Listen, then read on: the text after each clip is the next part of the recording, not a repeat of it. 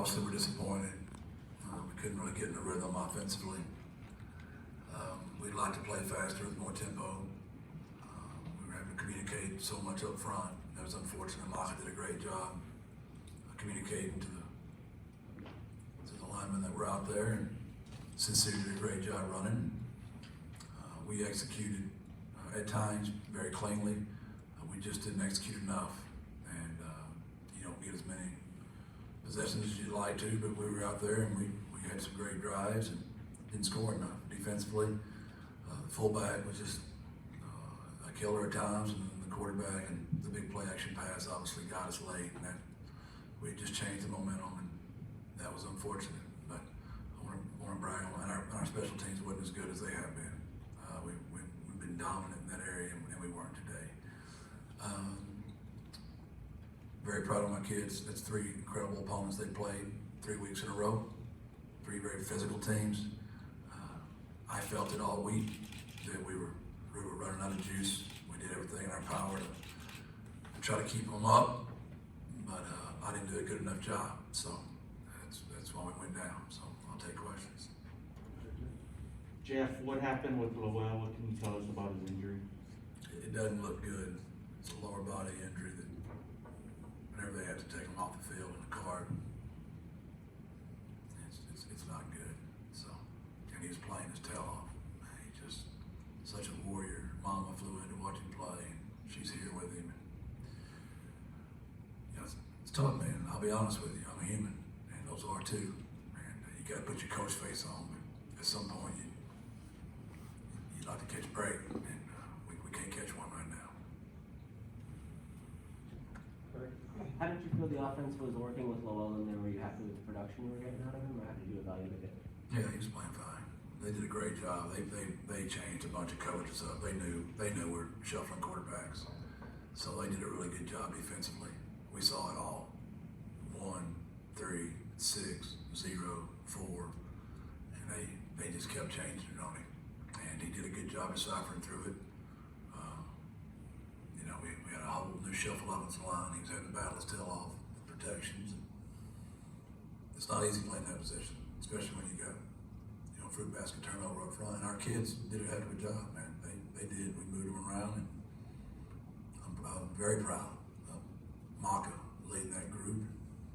Lowell there's always a couple throws you wish you had back, but he was battling his tail off with all the different looks. I mean, if he played the whole year, he'll some nuts or candy and nuts. We'd all have a Merry Christmas, but when you're getting all those looks, you're gonna be a little bit late on decisions. We need that position to get more steady. Unfortunately, we haven't been able to do it yet. Was that the same thing with Frank coming in there? How did he handle the challenge of just being constantly late in the game? I think Frank was fine. I mean, came out there and threw the slug up right off the bat. That's tough. He had to do what Lowell's been having to do. That's tough to do. Obviously, he'll get all the reps next week. He'll be ready to go. He'll play better because he'll get all the reps. How about the defense? How'd you evaluate the way the guys tried to slow down the triple option there? Obviously there's 2 plays you have to have back. Other than that, we battled our tails off. We stuck our head in the wrong gap on the short side.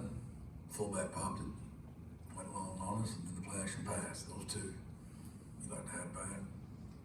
They competed their tails off. UAB has a great tailback and a great line. BYU has a great tailback and a great line. And Army's got a great fullback and a great scheme. And our D-line is, they have been battle tested for 3 straight weeks. And got another great team coming here Saturday.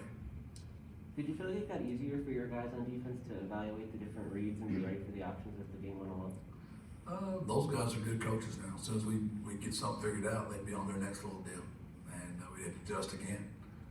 They've been doing that thing for a while over there. I don't know how long Jeff's been there, but he's done a great job. And,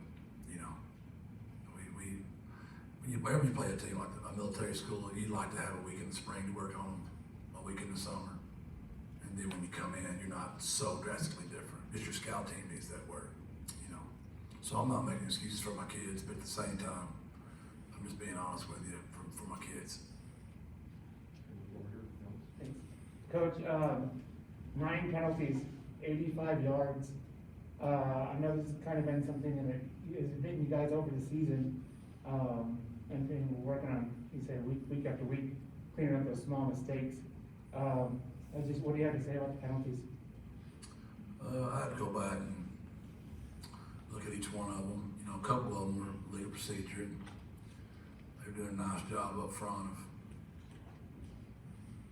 making some calls at critical times that they got called for on 4th down and 1. Those are tough to overcome.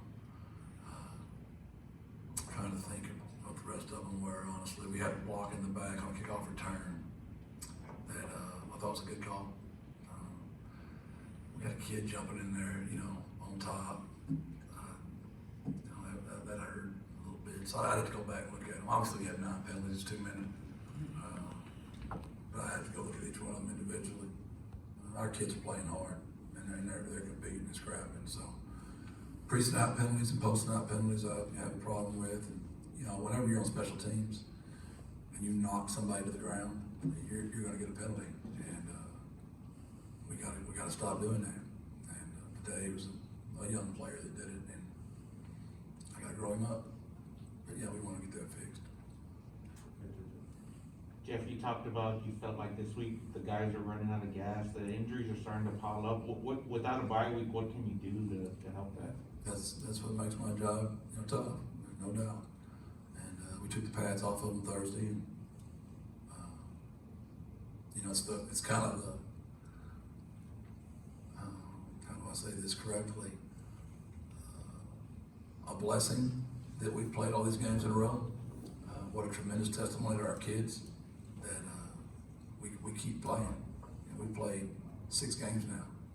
That's probably the most in the country. And we played them 6 in a row. Now, I'm not sure of that. I'm sure you guys will fact check me. But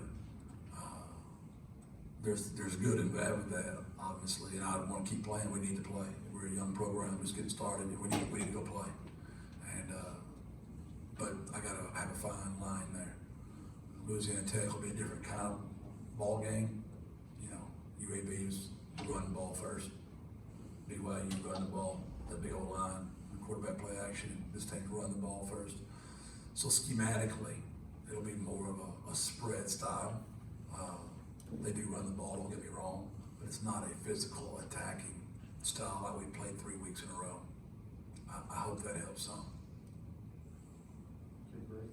Jeff, no Spencer Burford today. What can you tell us about the reason for his absence? Yeah,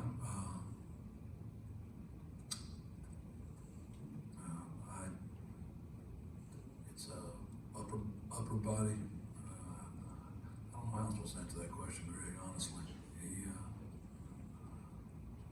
I can't tell you. I guess what I tell you. He's out for a little while. He got an injury, so it is what it is. You mentioned earlier in the week a COVID test and potential contact tracing. How many guys were you without today because of that? There were some missing pieces, it seemed like. We had 8 out today.